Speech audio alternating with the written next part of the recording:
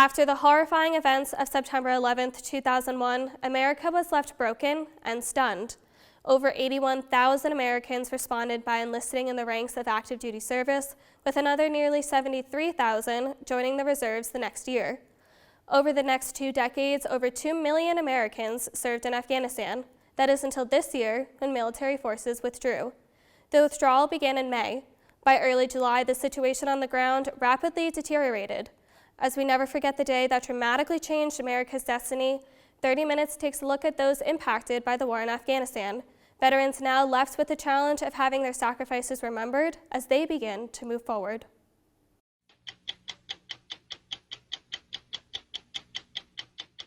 Especially when the news first came out, there was a lot of concern for mental health of, all right, how are people handling it? And I know I was constantly having my phone blown up and talking to, hey, how are you doing? What's going on? And which is good, is making sure we were taking care of one another.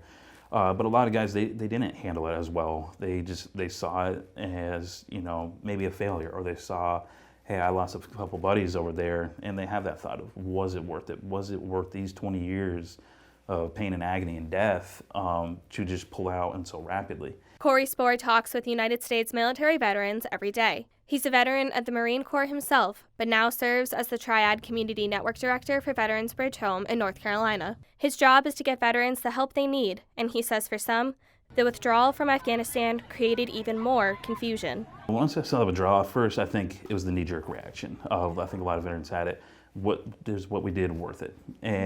But honestly, that did not last long. It was very brief, because I've always felt everything we did was worth it. It was not in vain. Spohr's first deployment with the Marine Corps was to Afghanistan in 2010. The last time he was there was 2012, over halfway through the 20-year war. Recent polling shows Americans have long supported ending the war in Afghanistan.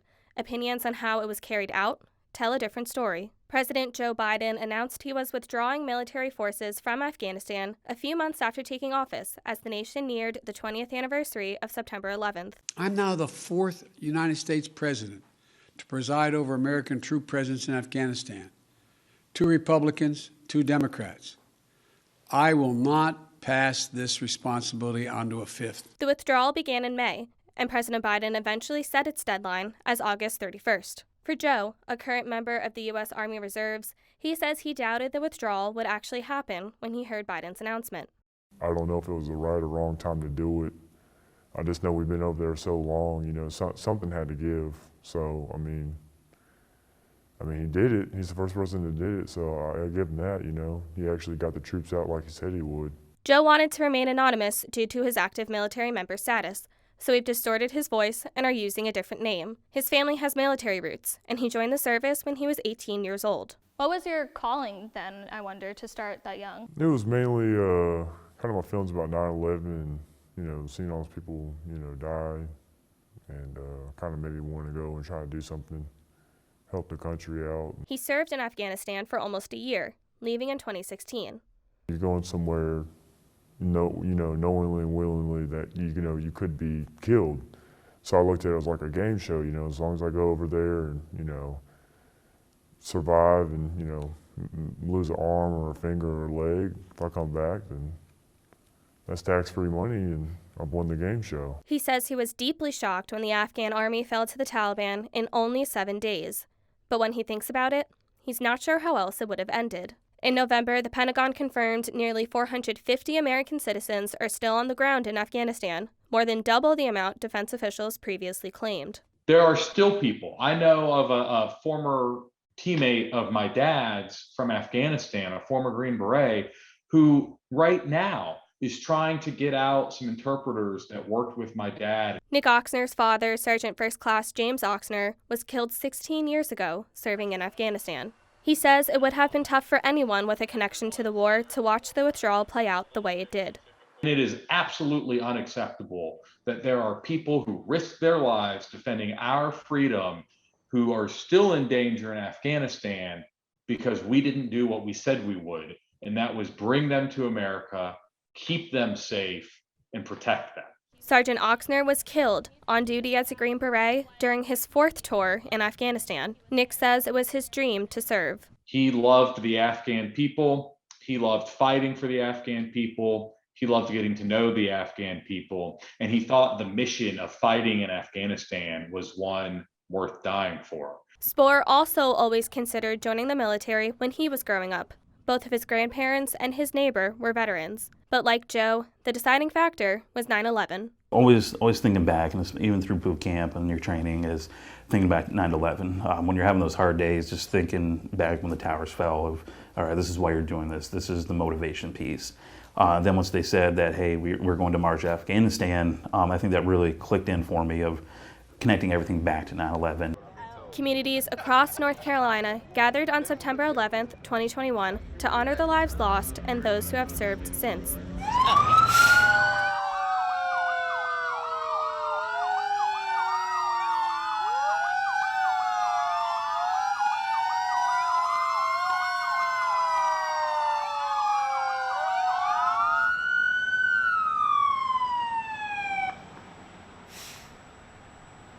At a memorial in Pittsboro, North Carolina, a town with just over 4,000 residents, we found Bill Crawford. Of those we asked, all told us to talk with him. Crawford was working in Long Island the morning of the attacks in 2001. It was a combination of concrete, asbestos, computer plastic, and dead bodies. It was horrifying. And the smell of death was everywhere. I used to be a mortician. I know exactly what it's like. And no matter which way the wind blew, it was all over the place. A piece of the World Trade Center stands tall on the side of a country road in Pittsboro. That's where this particular group, led by Crawford, gathered.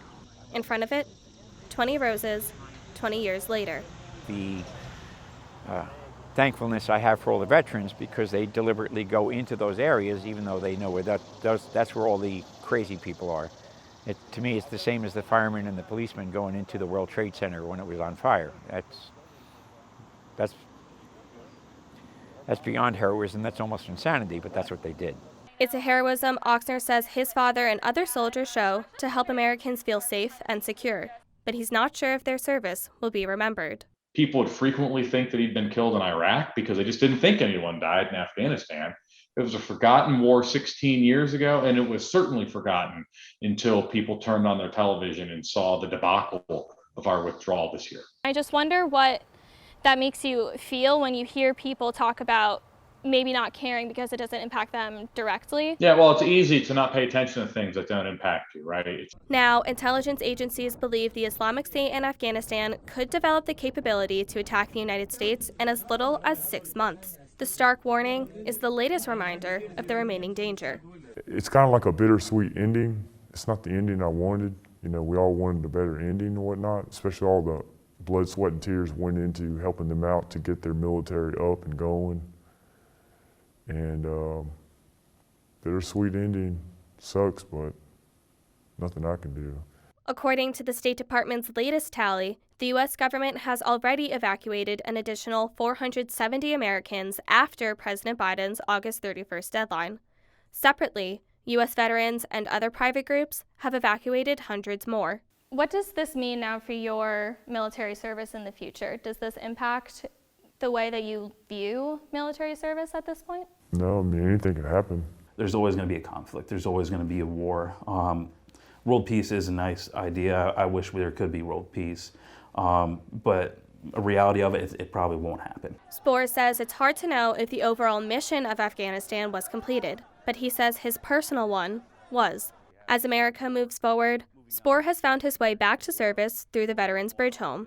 This time, his mission has shifted to supporting current and former military members. My focus is on how do we better train? How do we better prepare for the next conflict? Because we don't know where it's going to come from. September 10th, we didn't know we were going to be in Iraq and Afghanistan.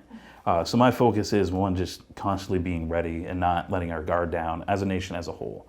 So I just think with it now is just taking care of the guys that already have served, and then helping those that are about to transition out.